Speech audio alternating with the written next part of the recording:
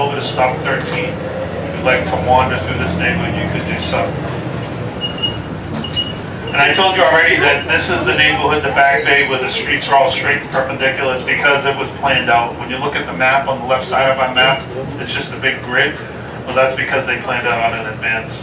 Most of Boston, not planned out. Think about when it was settled, 1630. It's kind of like a medieval town where they didn't plan them, they just evolved. Back then, there'd be a house or a business, and it would have been a footpath leading up to it. And over time, that footpath would have evolved into a street. So that's why we have all the crazy looking streets. And if you want about the crooked part, think about it. If you're walking somewhere and you encounter a hill, if you're going to walk up and over it, you're going to walk around it. You know, in early Boston, there were 3 prominent hills that the colonial people just decided to walk around it. And all those little footpaths evolved into streets, and that's why we have so many crazy crooked streets here. In 1891, the wealthy people of Boston built an armory to protect themselves from the inevitable uprising by all the Irish immigrants that were coming into the city. If you look to your right front, you see the castle at Park Plaza. When it opened, it actually had a moat going around it. And that was built, as I said, to protect the local wealthy from all the Irish immigrants that came in. The uprising never happened. It was never used for its intended purpose. But it is now a small conference hall owned by the hotel on your left, the Boston Park Plaza Hotel. And they lease out one end of it to the famous steakhouse Smith and Walensky. Stop number 13 is our next stop. It is the closest stop to the Theater District as well as Chinatown. If you'd like to visit Boston's Chinatown, it would be 2 blocks down the road from stop number 13. Theater District is basically 1 block behind it. You can visit the Boston Common from here and the Boston Public Garden. If you would like to see the oldest botanical garden in the nation, the Boston Public Garden, right across the street from stop number 13. If you're interested in riding on the swan boats, folks, it is too late in the season for the swan boats. They were taken out of service at the beginning of September. Right after Labor Day, that's when the swan boat shut down. But the Public Garden on its own is still a great place to explore. Do you have anybody that's stepping down at stop 13 today? Nope. All right, well, we're going to pull in and see if there's anybody waiting for us up here.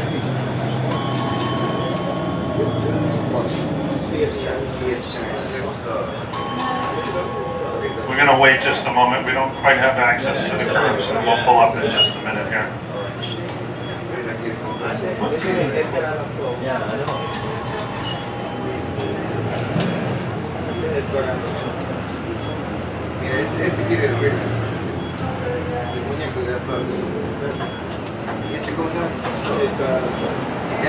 Alright, stop number 13. What's the significance of this statue? Significance of the statue on your right, that's a lifelike statue of Edgar Allan Poe, the famous poet. The Raven, what was the other one, the Telltale Heart? Was that one of his? Then he wasn't from Boston, I think. He was born here in Boston. Oh, born He didn't like to be known from Boston because he moved out as an infant, and he's most famous for being associated with Baltimore. So it's safe to keep going. So right now, folks, you're on Charles Street. This is perfectly named Charles Street because the Charles River would have been right underneath you. Original shoreline for Boston would have been on your right. This was all beach years ago. That's just the branch on the roof, so don't get excited.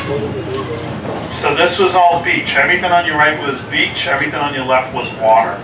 Those of you who've been with me for a while, remember earlier we were talking about 1 if by land, 2 if by sea? This right here was the sea. April 18, 1775, British troops are camped out up there in your right in the Boston Common. They got the word to go out to Cambridge by way of water, so they came down, got in the longboats, crossed the river, landed in Cambridge, and then marched out to Lexington and Concord. What happened with the sea over here, the Charles River, the early 1800s, cities started filling in portions of the river, and the first thing they made, of course, is the beautiful park on your left front. That's the Boston Public Garden. That's the oldest botanical garden in the nation. There's almost 1,000 trees in here. There are exactly 50 different species of tree. It's an important number. What else do you have 50 of? States, of course, so 1 species for every state in the country. If you ever played Trivial Pursuit, remember that game when it came out in the 80s, the original version? There's a question in that game that says, where in the world will you find the shortest suspension bridge? It's on your left front side of the public garden. If you look through the trees, you'll see the little suspension bridge. It's just a footbridge that crosses the lagoon right here. The shortest suspension bridge in the world, right over here. You can see the traffic light. If you look down to your left, you'll see it down the walk right here. Yeah. Now, if you wander through the public garden, there's all sorts of beautiful pathways, and you can just meander through there all day long if you wanted to. You'll come across lots of really cool statues in here. My personal favorite for statues would be the one based on the children's book, Make Way for Ducklings. You ever hear of that book? It was written by Robert McCluskey. He used to live up on Beacon Hill, which is up ahead on your right. And while he was living here, he watched a mother mallard and 8 little ducks trying to cross the road. He was inspired to write the book, Make Way for Ducklings. All right, we're going to pull over because there's a vehicle coming up behind us. Police.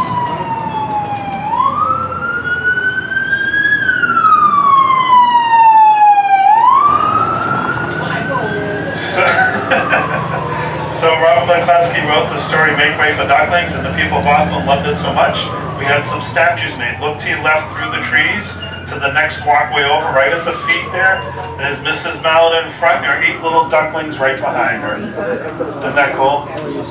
You know the names of the ducks? They're in alphabetical order. First little duck is Jack, and it goes cack, lack, knack, knack, whack, tack, quack. No Aflac. I know you're dying to say Aflac. Jack, cack, lack, knack, knack, whack, tack, and quack. J through Q in alphabetical order. I'm going to stay back for this guy in his best, but no, he's saying go. Okay. We're going to take a right turn now. We're going to go up Beacon Street and up and over the Beacon Hill neighborhood. Let's go.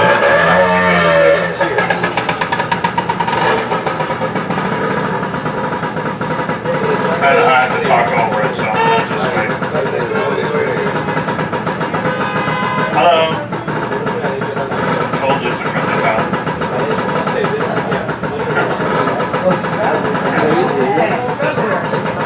That thing sounds like it's about to die any second.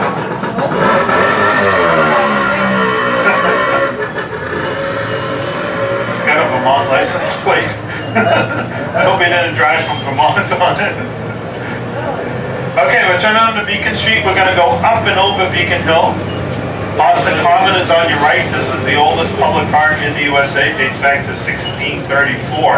Because this park is here and will always be here, the buildings on your left have numbers that run consecutively. You know, most streets you have even on one side, on the other. 51's next to 50, next to 49, because of the park on your right-hand side. In the middle of the park, there's a body of water. You can see it coming up on your right. It's called the Frog Pond. If it was summertime and really hot out here, people would be splashing around in there. It's a free public wading pool. Right now, it's in the transition time where they're going to be draining it pretty soon. If you're thinking that water looks brown, it's actually not. It's very clean. What you're seeing is a reflection of the concrete underneath it. But the water itself is very clean. They're starting to drain it because in just a couple months, it'll be turned into an ice skating rink. In the winter months, you can come down and skate on the Boston Common. Stop number 14 is at the top of the hill. Massachusetts State House, although we call it the New State House, is opened in 1798. Look to your left. Red brick building with the gold dome, designed by Charles Bulfinch. That gold dome on the top there, folks, is real gold. It's gold leaf paint. Originally wooden shingles. They started to leak, so they replaced the wood with copper. Who supplied the copper? Paul Revere, of course. Stop number 14 on the Old Town Trolley. Anybody stepping out for number 14? All right, let's step one up right in the door. There we go. Don't see anybody waiting. Guess we're good.